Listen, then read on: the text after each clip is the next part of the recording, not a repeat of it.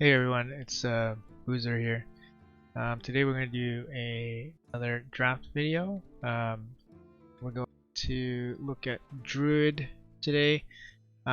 Based on HS replay stats, Druid is one of the bottom half classes in terms of overall win rate. I don't think the class is that bad, but the class does struggle a little bit. In terms of having strong plays to get on the board. So if they're off the board, it's kind of hard for them to get back on the board. They have limited AoE as well, so complex board states makes it a little bit difficult for the class to get back on the board. But the class has some insane cards. It's just that they don't get offered them that often. That's probably why that the class is a bottom half class in terms of overall win rate. But it's a pretty fun class. You can definitely draft a really strong bunch of cards. So we'll see what this draft takes us, and then we'll see if we can figure out some strategies on how to make the best draft possible.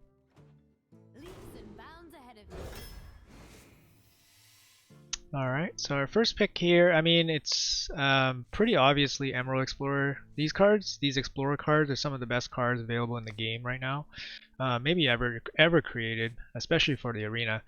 The stat line is great for 6 mana. I mean, it's not great, it's above average, 4/8, 6 taunt. And then the battle cry is insanely powerful because the average dragon is a huge value card. So this card is not only a very solid value card by itself, it generates a very insane value card as well. So these cards, if you get them, you basically pick all of them for Druid. You don't need anything larger than this. If you have all you have is this. So these two cards aren't worth really talking about at this point. Okay. So there's a couple things here. So I think for me personally, these two cards come to mind, and then this is the third place card.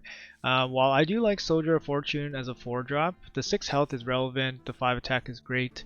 The coin is no, it's a negative, but in the late game it's not a big deal, and in the early game, the opponent really has to have a way to utilize the coin to make it really punishing for you. But I mean, as 5/6 is quite strong already for this stat line, so I like this more than, like, for example, like a Chillwind Yeti, which is a 4 mana 4/5. Brawler is an excellent early game card. It makes it awkward for a lot of early game turns. Like if your opponent opens with a 2/2, this card instantly becomes really strong. It also benefits a lot from the Aug merchants and obviously healing and stuff like that. But I really like Cobalt Spellkin. The one cost, this takes a little bit of meta knowledge, but the one cost spells for Druid are generally pretty good. Even the quest for Druid can provide some late game value. So the quest for Druid is the claw activating one, so you get 3 claws, which is effectively a fireball plus 6 health, which is really good. And then strength in numbers, you play 10 mana worth of stuff, you get to pull a random minion from your deck. Again, for 1 mana, it's quite strong. Usually you get some kind of damage, maybe a small minion, sometimes a taunt activator, or even like Expedition, which gives you options at choose 1 cards, which has increased flexibility as well. So I really like this card. I mean, it gives you stuff. We're in a meta where stuff is important, and I think if I were to pick one of these cards to have and be sad about not having, it'd definitely be a Spellkin. Because Brawler, although it's a great 2-drop, it's still just a 2-drop. So you can always replace this with other 2-drops. So I'm going to go with the Spellkin here as the better card. Okay, not much to talk about here. These two cards are basically trash, and then you have Druid of Claw, which is a pretty solid premium card for Druid. It's a staple from the original classic set, so easy pick here. Great flexibility. Alright, so we have Bog Beam, which is a fair removal card. At 7 mana, cost 0, which is really good. But for 3 mana, it's kind of fairish, not super great. Bone Chewer is a great looking taunt, and then you have Imprisoned Satire, which is a little bit of like cheat. It's a random cheat minion. It's good for decks that are really big, that you can get a big minion out. Like, we're talking really big, like bigger than 5. so you can play it for such a reduced cost. This requires a pretty specific deck, which we don't really have right now, so I think I'm just going to go with the best card right now, which is the Bone Chewer Vanguard, which is a really solid late game taunt. You should expect this card almost always from your opponent after turn 7, so you have to be prepared to deal with a 10 health minion, so this card is just really solid. Okay, another, we are blessed in this draft so far with the Emerald Explorer and now a Wing Guardian, one of the best cards available in the arena. Again, for Druid, so I'm talking about a really strong powerhouse card, one of the best. Wing Guardian, excellent stat, it's taunt, it's untargetable, and it comes back reborn as a 6/1 untargetable taunt.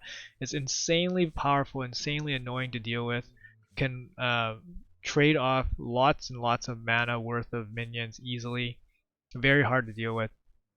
Bees and the Guardian Aug Merchant are both excellent, but compared to this card, especially with this rarity, this card will not show up as often as these two. It's a very easy Wing Guardian here. Not too many cards I would pick over Wing Guardian. Okay, so now we have 3 pretty bad-ish cards. It's probably never Healing Touch. So you have a Snapdraw Oasis versus Brigade. I mean, it's early enough that we don't feel too bad about Snapdraw. So we're just gonna take the Snapdraw here. It's higher health, but it's the 2 attack is mostly irrelevant, especially on turn 4. So it's a feel bad card, but it's definitely better than 2 mana 2/2 at this point. Okay. Another situation where there's 2 really bad cards. Both cards are not worth taking at all. This Fungal Fortunes is often a 2 mana discard 3 cards because the draw is very, very conditional. It's a constructed card, doesn't work in arena. Leopard Gnome's a really bad 1-drop, so this is a really solid 6-drop, easy pick.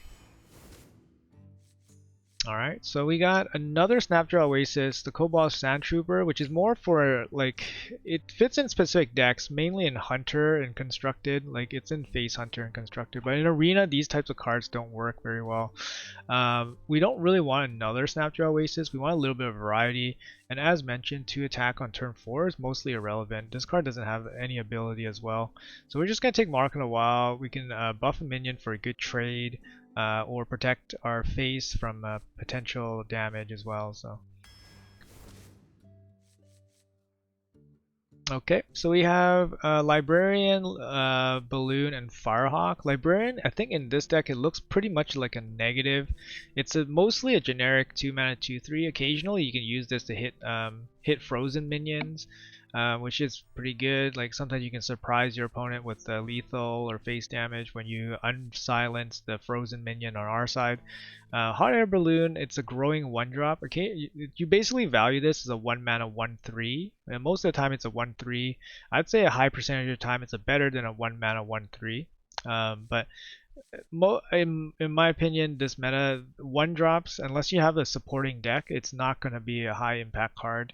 It's very easy to lose the early game, especially if you can't support a 1-drop. So if you don't have a deck that has support, for example in Druid you need cards like Power of the Wild, more Token Generator, Savage Roar, maybe even Soul of the Forest, which protects your small minions against AoE.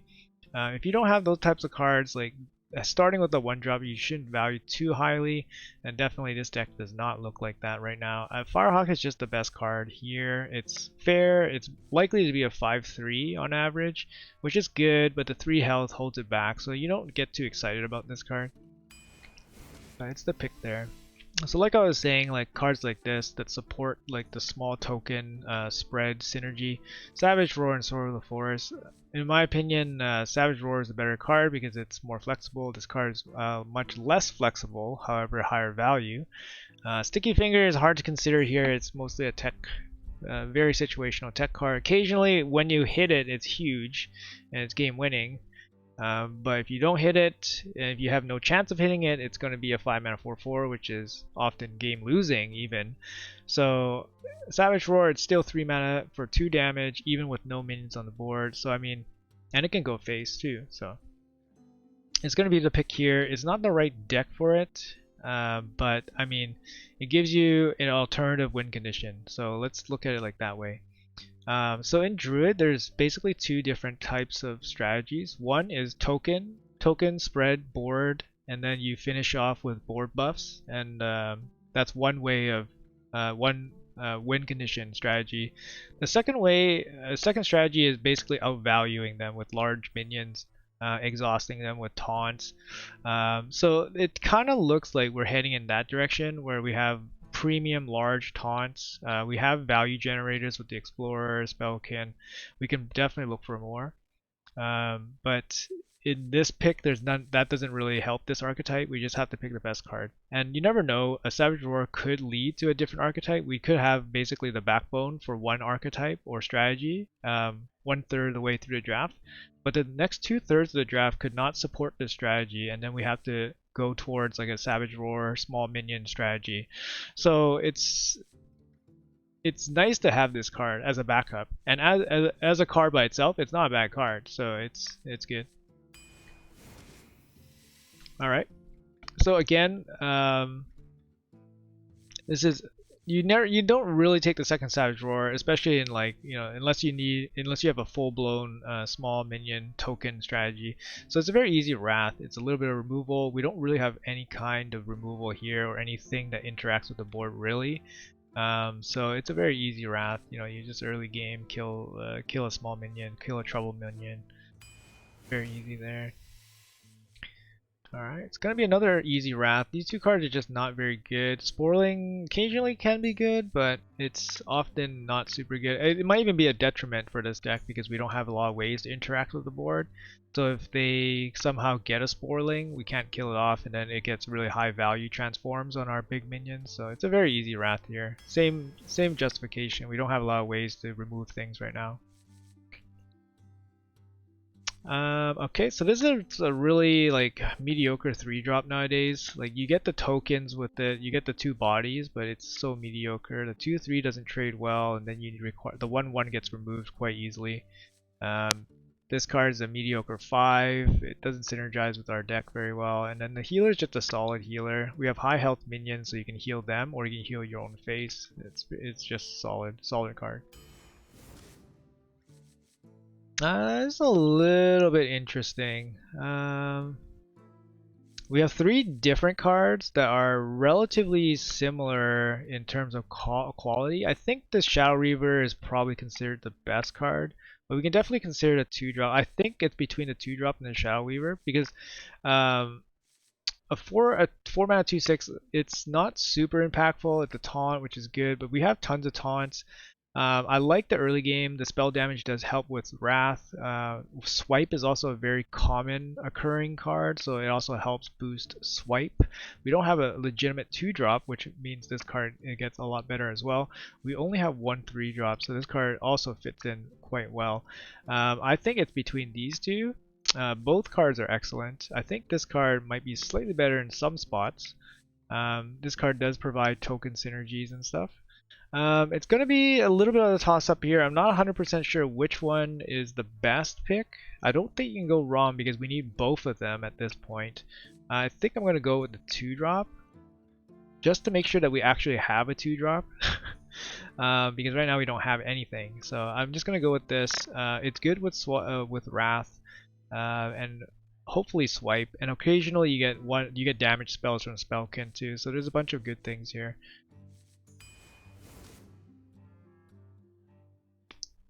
Okay.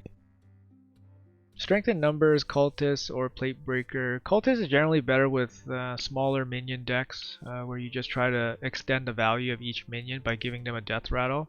It's a pretty low value card most of the time, but occasionally it's enough to give you an extra board presence and protect you from AoE.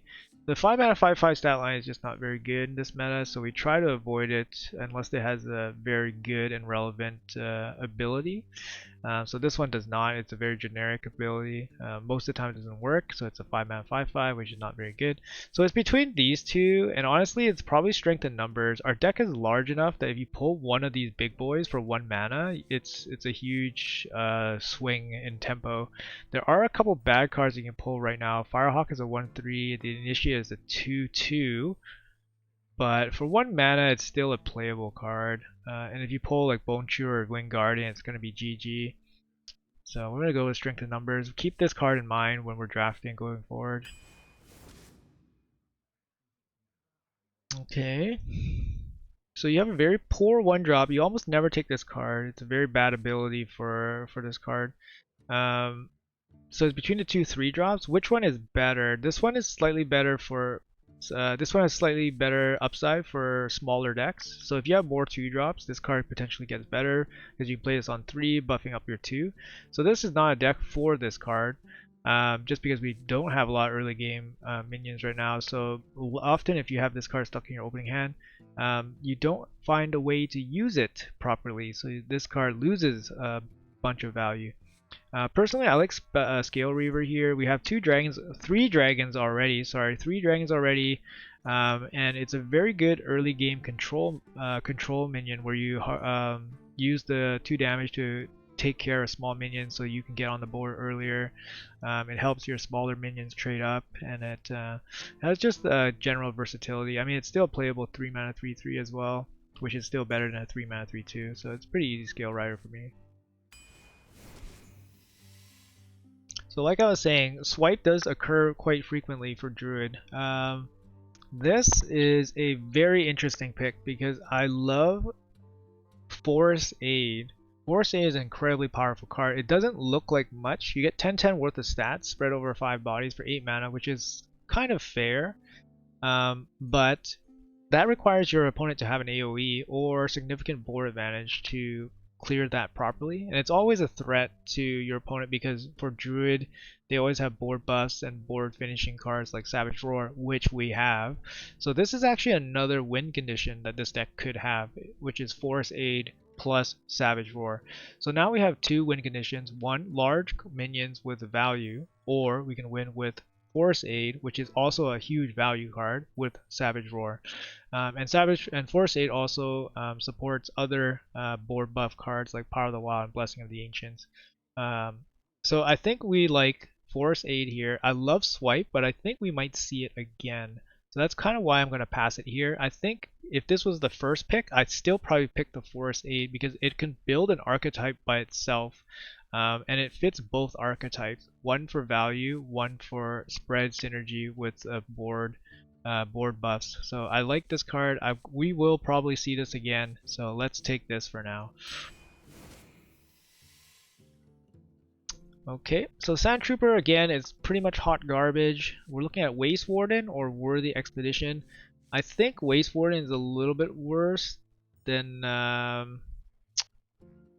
initially thought it was. 3 damage for 5 mana is just not enough. 3 damage for 5 mana is just not enough. Occasionally the all minion type ability is quite strong. Like if you hit a demon, you hit all demons, hit a dragon, you hit all dragons, hit a beast, etc, etc. But it's very unlikely that it's going to trigger. Worthy Expedition I kind of like. It gives the deck a little bit of flexibility. You can dig for AoE, you can dig for board buffs, you can dig for healing. You know, there's a bunch of cards you can dig from this. And right now this deck doesn't have flexibility in that way. Like it has randomness from here, but you don't really know what you're gonna get. And then Emerald Explorer is just expensive value, so there's no flexibility in this deck. So I kind of like the Worthy Expedition right now. So you notice that there are scores under these cards. They're basically, it's from a program called Hearthstone. So the scores, I'm part of the team that puts the scores together. So, you know, generally we evaluate each card relative to another in the class. So we feel like Waste Warden is a slightly better card in Expedition most of the time. So I'm making a judgment call here based on, hey, Worthy Expedition might fit this deck a little bit better just because our deck needs flexibility. So that's why I'm going to make a judgment call based on that for Worthy Expedition. Whenever you're drafting and you're using assistance, always take the point system as a second opinion, not as still like hard truth, right? So always use your own judgment and experience to make the right pick. So I'm going to take a Worthy Expedition here.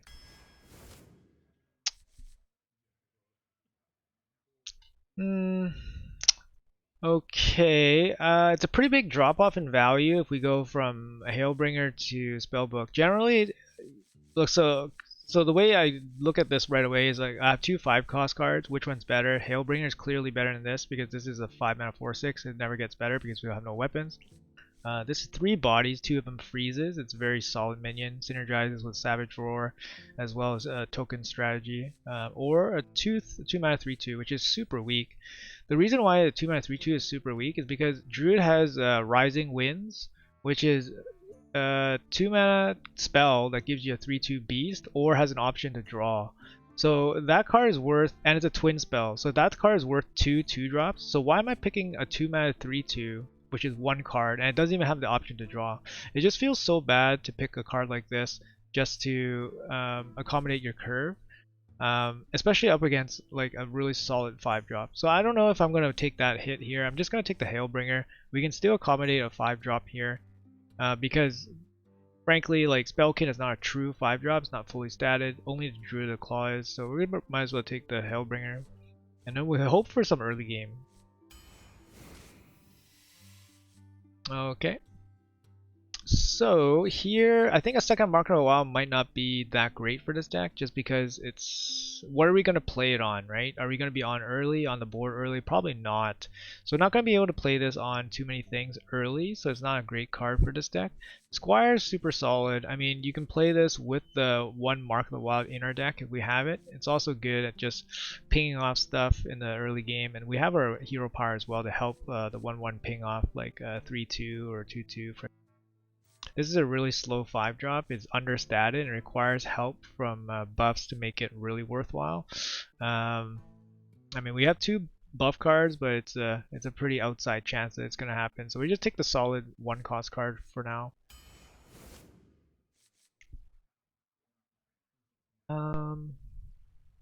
Alright, so we have 3 kind of mediocre cards. This card requires buffs to make it work. Occasionally it dies from your opponent's area of effect cards like Flame Strike and stuff. So we're not going to see this card get activated very often. So it's between the 4-cost card and the Wolf Rider. The 4-cost card is very generic. It doesn't really compete against much on turn 4 for 3 attack and 3 health. The Divine Shield can be useful in some spots, but it's a little bit overpriced. It's more of an average card. In my opinion, I think we take the Wolf Rider here. It synergizes with Savage Roar, so you can use it as 5 damage for your hand. You play this, you play Savage Roar, deals 5 damage. So it's actually synergizes in that regard. You can also use it as just removal. So you pay 3 mana for a 3/1, and then you can remove like a 4/3, for example, on turn 3. And I think that's totally fine, because if this deck can keep the early game under control, we can probably win with just our late game. So I think the Wolf Rider here is the pick. It's not a high value card, but it's a tempo card. It has some flexibility since you can go face and can remove a minion.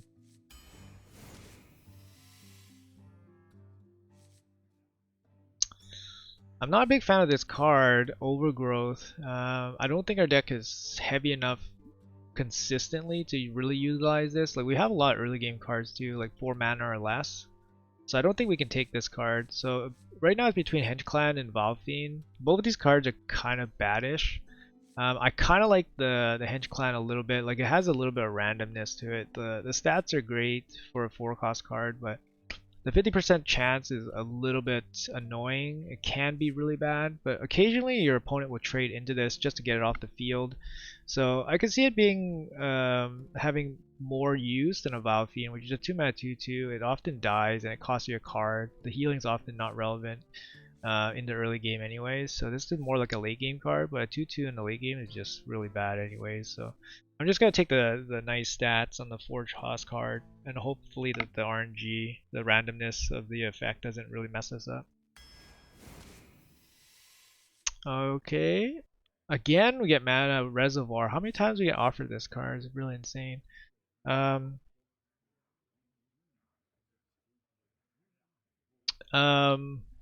also Wrath. We've been offered like 4 Wrath, so I don't know. I think it's probably Wrath again. Like I said, it's just good for early game. It helps you cycle for late game.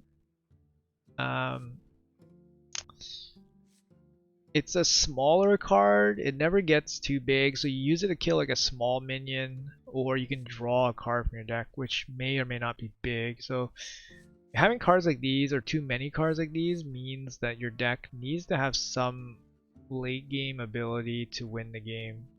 Because this card is never going to win you the game. Like, it's good for early game control against small minions only.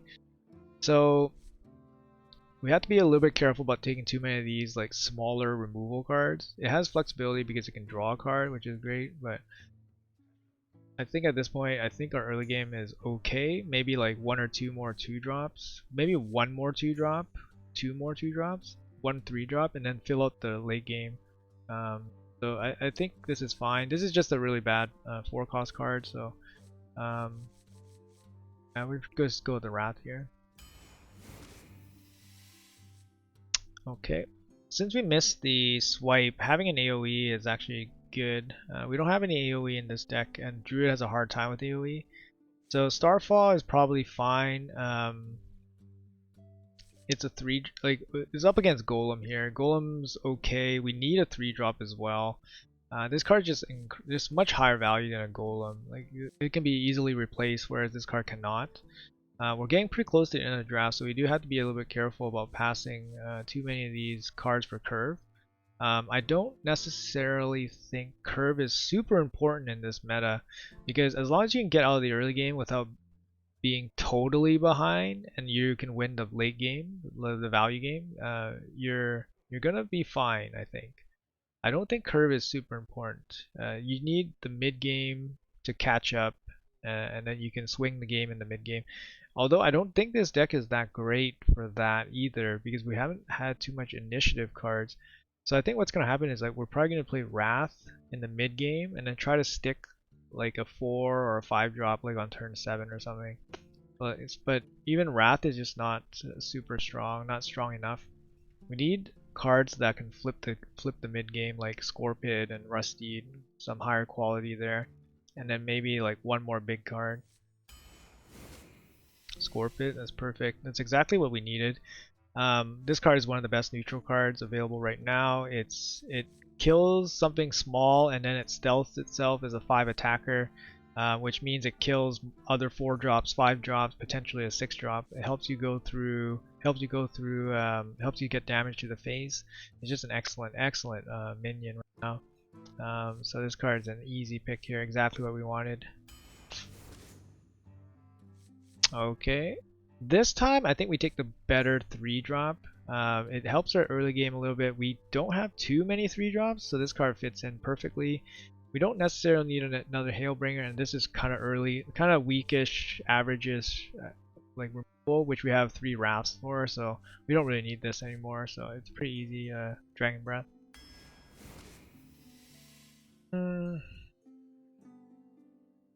Alright, so just looking over this deck here. To me, the Hippogriff is the best overall card, and it's probably the card that this deck needs the most of. It's a card that interacts with the board, meaning that you can play it from your hand and it does something that you want it to do. So you can put the 2 damage into a minion, or it taunts up, which forces your opponent to attack into it. It's more of an early game card because obviously a 2 attack is not that relevant. 6 health is relevant in the early game. So I think it's probably just a Hippo. I mean, the other pick would be Imp Master. It's the average quality 3-drop. It does synergize with board buffs, but we only have Savage Roar, and that's more of a late game card anyways. So it's like this card's not going to be really beneficial for Savage Roar, and we don't have anything else for this. So I think I'm going to go with the Hippo here. Oh my goodness, blessed by randomness here. So we get a freaking 2 Wing Guardians. I never draft this card because I never see it, but it's such an insane card. It's a very easy pick over both these cards here, and it's perfect for our deck.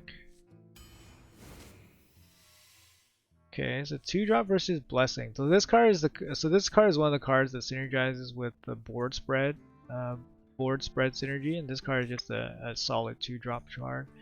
We probably could use a 2-cost card here just because we are really sorely lacking for 2-cost cards. So I think we probably just take the 2-drop here. I like this card. I think it's the better card overall, but I don't think our deck really synergizes with it other than Forest Aid. It's a higher value card as well, but we have 1 pick left and we only have 1 2-drop. So what are we playing on turn 2? Wrath every time? Doesn't feel right. So I mean, having a 2-drop probably is okay. I'm just thinking about whether this card is just higher impact and we need like a higher impact card to win the game with like Forest Aid, for example. So you can play this with Savage Roar on the Forest Aid, and then sneak in the extra damage you need for finishing power. I think that's like, that might just be too far out into the game. If you play this and it's unanswered, you probably have won the game. So you don't really need like additional power. So I think we need the 2-drop just to make sure that we can kind of get out of the early game. I think our early game is not too bad. Like triple, like 3 Wraths. 3 Wraths, a Scorpion, a Scale Rider, Wolf Rider, Hippo. Like we have ways to get back in the game. I don't know. But I think for consistency's sake, we probably take the Troubadour here. There's just no other super strong applicable minions that you want this to hit. That you can play this on actually. It's just you have larger single target minions as opposed to wide boards. So I think we probably have to take the 2-drop here. Yeah, not the best. Not the best picks. Both these picks showed up earlier. We took the Savage Roar. But again, this is not a super board centric deck. It's more of a heavy deck with taunts. So I think we take the Violet Warden here. It's fine. It's not as good as Emerald Explorer, but it's a good sized minion that you can pull out with Strength and Numbers, which is something to consider too. So Strength and Numbers will be pretty good in this deck with the Violet Wardens, the 2 Wing Guardians. I think this deck misses the swipe a little bit. It's a card that can go face, so go through taunts. This deck maybe needs like a Pickrock or something just to help you finish off games. But I think it's gonna be the pick here for sure. So, all right. Overall, while I do like having a deck with obviously 2 Wing Guardians, I think some of the offerings are a little bit on the weaker side. That's probably gonna hurt you if you pick them up. So a card like Henchman, Snapjaw, like Wolf Rider, like these cards are not gonna be super helpful to you like very often, and you wish you want something else. Like, if these cards were a little bit better. Even Violet Warden, while it's like average stats, it's not super strong. So I think it's an above average deck. 3 Wrath is also awkward. Like I'd rather have like 2 Wraths and 2 other 2-drop minions, or 1 Wrath and 2 minions, something like that. I don't think the early game looks fine, and I think we have enough in the late game to win against most late game decks. Emerald Explorer can give us a big dragon as well.